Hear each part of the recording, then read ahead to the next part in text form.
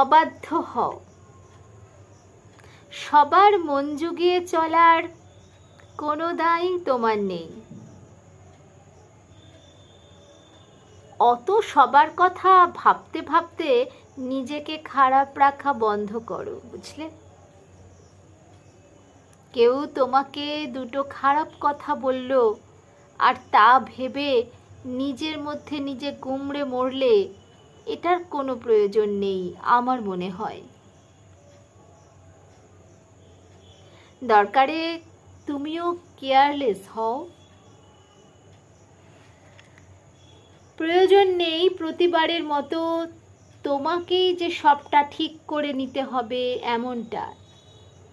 এমনটার কোনো প্রয়োজন নেই। কেন তোমাকেই সব ঠিক করতে হবে? কেউ